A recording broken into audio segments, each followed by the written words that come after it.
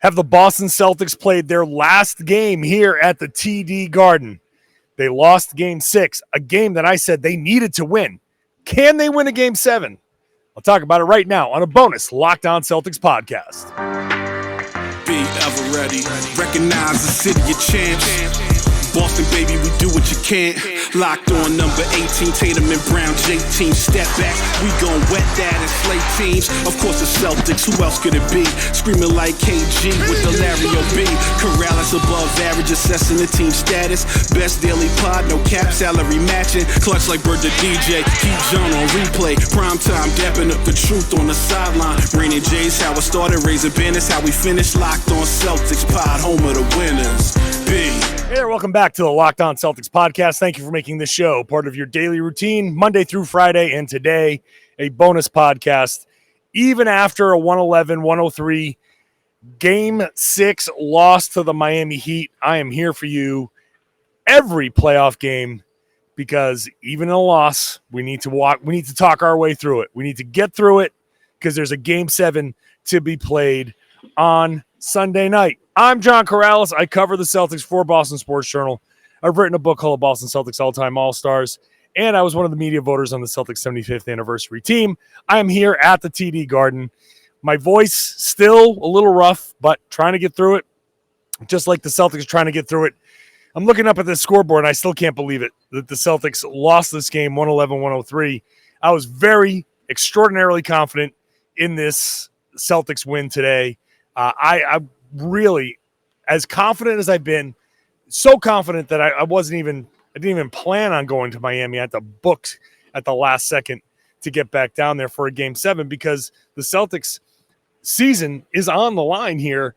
That this could be it. That thing that we witnessed on Friday night could be the last game here at the Garden until next season.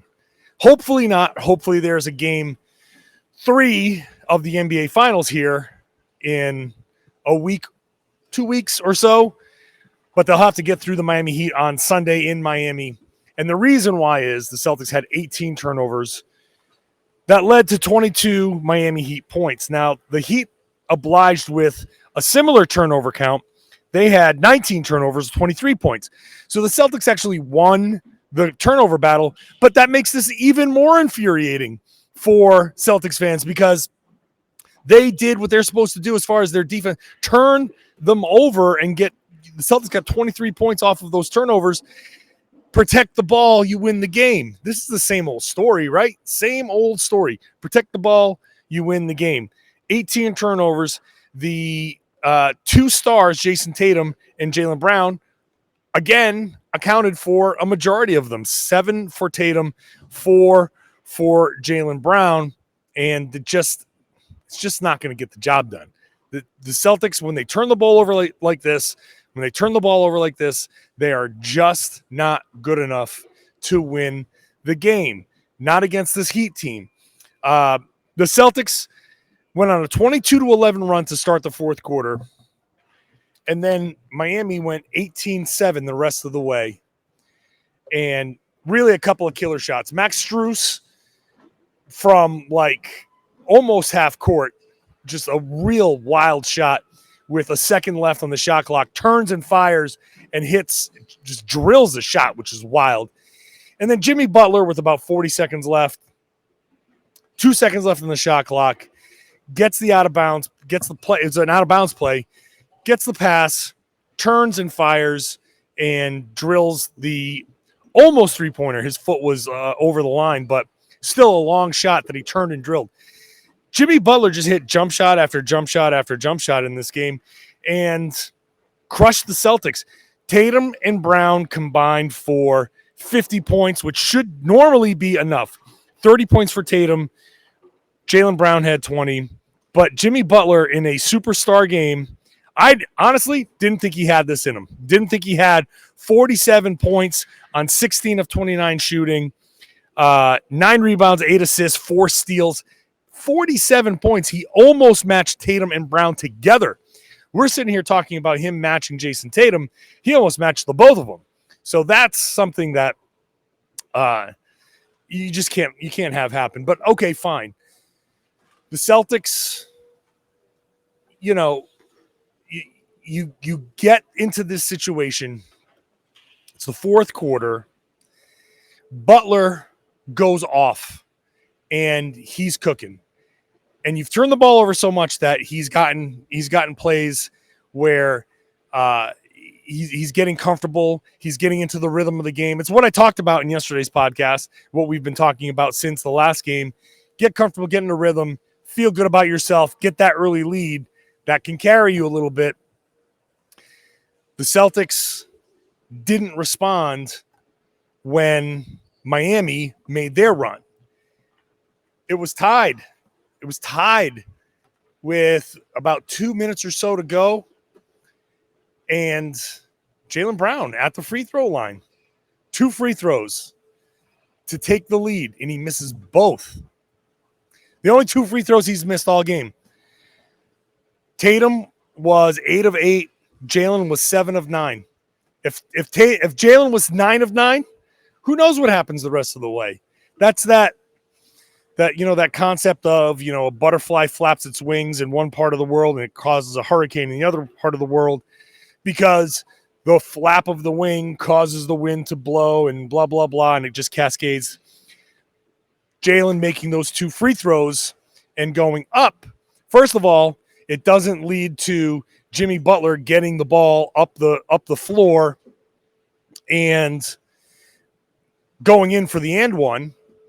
It results in the Celtics getting back on a set, setting their defense, and Jimmy Butler having to come up against the set defense. Does he score? Does he get an and one at that point? Maybe, because he's having a Jimmy Butler game, and maybe he still scores. Maybe he still gets the and one. Who knows?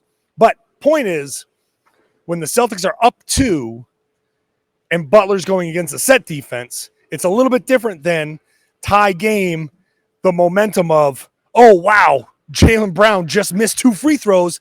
Let's go. Let's push. And credit to Miami. They ran a great play there to get Butler to the rim. So it was just the Celtics made their token runs, but every time they seemed to make a run, Miami hit a killer 3. Kyle Lowry was big in this game, 4 of 9. He hit some killer 3-pointers. Strus, like I said, hit some 3-pointers. He was 3 of 8. Butler was 4 of 8. Four 3-pointers for Butler. And this is a question for Game 7. And why I'm always afraid of these Game 7s at home in Miami. Can he duplicate this? Butler played 46 minutes. 46 minutes on that knee. Now, it's entirely possible that this was Miami's shot. This was, they fought, they brought it back home, and that Butler going from here to Miami after 46 minutes on that knee, going up and down on the plane, getting back out there, he might not have it. Who knows? But he might, because Jimmy Butler is one of those rare people who can just get his brain to tell his body to do something the body doesn't want to do. This is what I've been saying all along when it comes to the greats, the all-time best. Like, what made Jordan? What made Larry Bird? What made Magic? What makes Kevin Durant? Like, some of them have physical gifts, sure, but like Michael Jordan was 6'6", 200 pounds. Yeah, he had a 42-inch or 45-inch vertical or whatever it was, but okay. But there are a lot of dudes. Jaylen Brown is built like Michael Jordan, same size, same weight, basically, close to the same vertical. But Michael had this thing. The best of the best have this thing upstairs that says, I'm not losing. I am not losing, no matter what. They have a thing upstairs. And I got to say that Jimmy Butler has that thing. He has that thing upstairs that says, I'm not losing. I'm not going out like this. Now, he's not quite as good or as talented as those guys, but he has that thing, though. He's still really good. He's still a star player, superstar player. But he has that thing that says, you know what, back against the wall, I'm going to make sure I get every last ounce out of my body. And that's the thing. I still think and have thought and will always think that this Celtics team is more talented than this Miami Heat team. This Celtics team should have won this series by now. They should have won this series by now. No doubt in my mind. But this Miami team, led by Jimmy Butler and Spoelstra, and hate to say it, Heat culture, all of that stuff is real. But Butler, that mentality, that adds stuff. And this is where the Celtics, like, I'm not going to go overboard here. I'm not going to go overboard and overreact to this loss because the Celtics did just beat the Milwaukee Bucks in a game 7. It's like, I'm not going to sit here and question whether the Celtics, what are they made of? And there's going to be some real wild negative takes out there. The Celtics did just beat the defending champions. Down 3-2, they did what Miami did. Down 3-2, they went to Milwaukee. They won a game 6. They came here. They won a game 7. So the Celtics have it in them to go out there and win a crucial game. I'm not going to say they're not capable of it. What I am going to say is they don't have the exact same thing that Jimmy Butler has. They don't have that yet. And I don't know if you can develop that or what, but that thing that will take your body to the next that next level, that's something that's super special and hard to develop, you either have it or you don't, I think, a lot of times.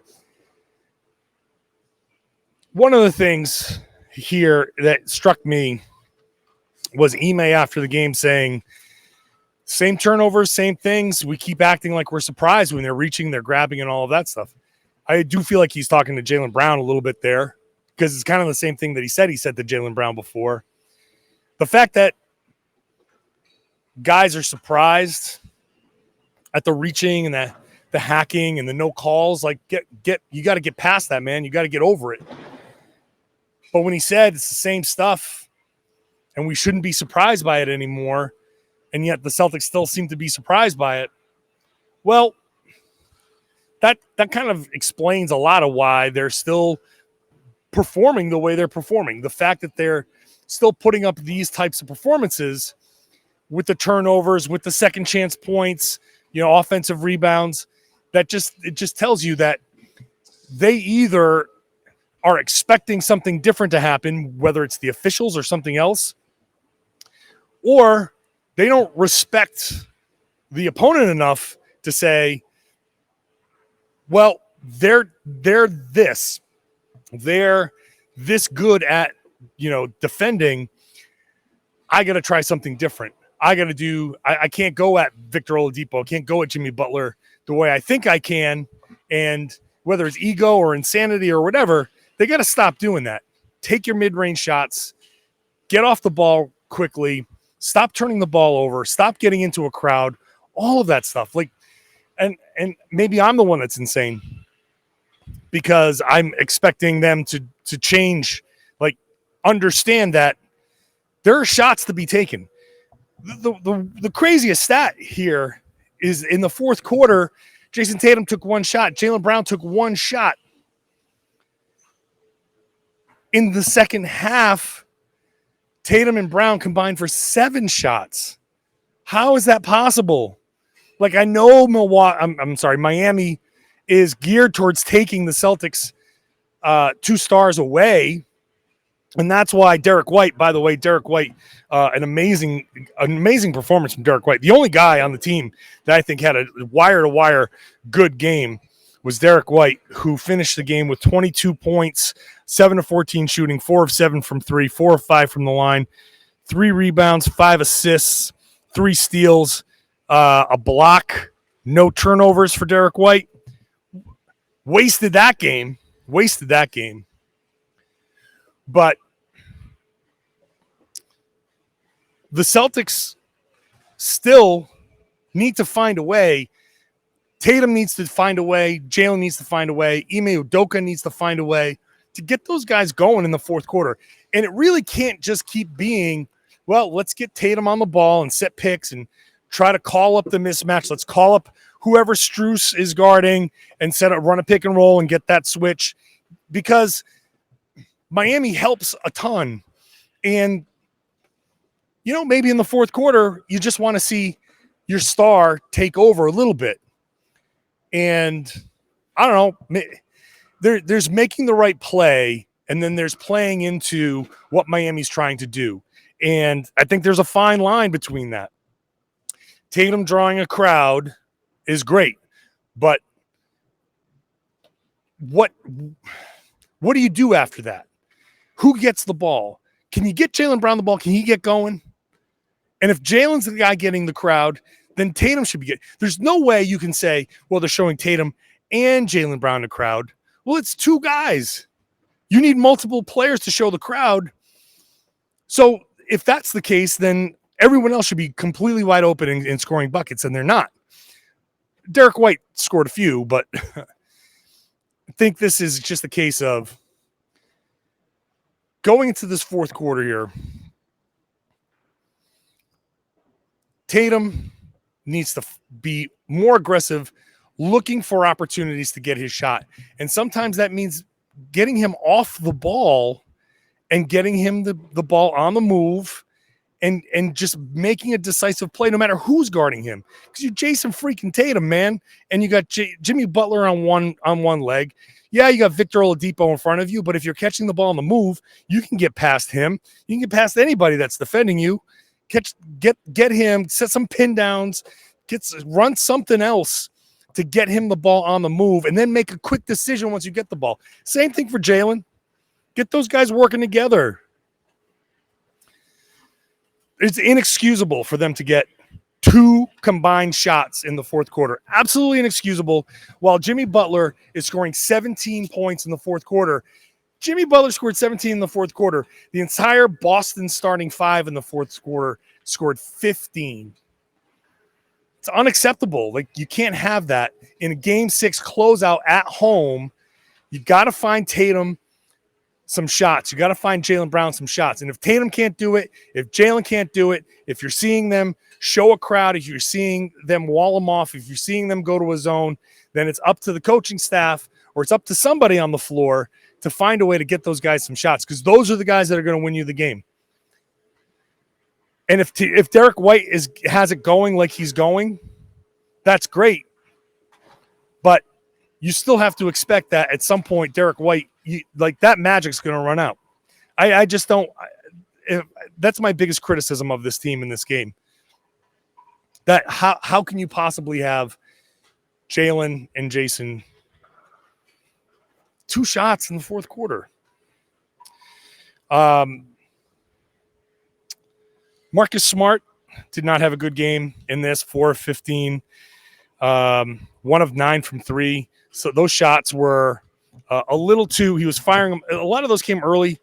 He only had 3 shots in the fourth quarter, so a lot of the shots came early.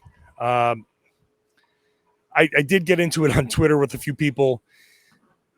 I don't think Marcus Smart is like reason number 1 why the Celtics lost this game, but people seem to want to just like dive onto that and say there's this whole big blame him for being the point guard. Well, he wasn't the point guard in that fourth quarter. And this is part of the whole thing. If Smart's going to be your point guard, then I wouldn't mind seeing him actually being used as the point guard in some of these plays and get Jaylen and Jayson off the ball and have Smart run some plays. And then at that point, it's up to Smart to be better about getting guys the ball. And you can run some play. And if the plays don't work and they blow up, this is where you do run into some problems. It's hard to get if it's hard to get Tatum and Brown going off the ball, and Marcus is just waiting for somebody to get open, and they're not getting open. And I have to rewatch to see why some of these guys weren't getting open. But if they're not getting open, then Smart's going to be like, well, I got to do it myself. And that's the risk you run. And he will try to do things himself. He missed some bunnies A lot of guys missed some bunnies. That was just a tough shooting night. But yeah, Smart definitely did not have a great game.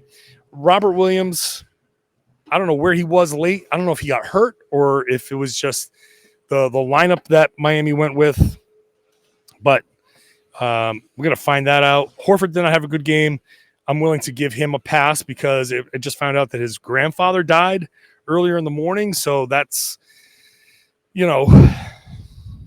obviously you want more from Horford, but if he has a personal tragedy that is kind of distracting him, then I'm not gonna come down too hard on him. Grant Williams, nothing from Grant Williams, and that's about it. So heading back to Miami, look, I repeat myself on this because it's the same old mantra. Protect the ball. It's very simple. Protect the ball. Go down to Miami. Don't turn the ball over. Play your defense. Run some good offense. And just run your stuff. Take the shots that are there, Jayson Tatum. Take the shots that are there, Jaylen Brown. You're good enough to take some of those shots. It's the playoffs. Rules change a little bit. Take those open mid-range shots. Take them. Make them. You're good enough to do it. All right? Build up that lead. Just bury them early. I mean, I can't believe that we have to get on planes. You get into that media room at the end and the interview room, and we're all waiting for people to come up and do their interviews, and then we're all looking at each other going like, where'd you book? Where's your hotel?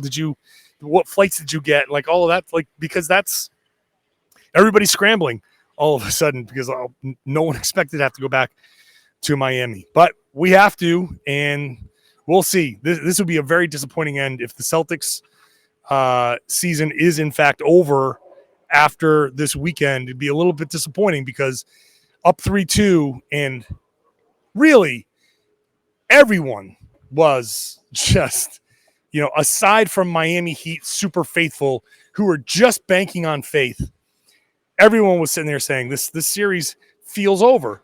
And it legitimately felt over. Like the Celtics looked like the team that was ready to bury Miami, and Miami looked like they were ready to go. But Jimmy Butler willed them, and the Celtics let that will kind of carry on and persevere throughout the whole course of the game. And now here we are, Game 7 in Miami. Very winnable, but my head tells me Celtics can easily win that game.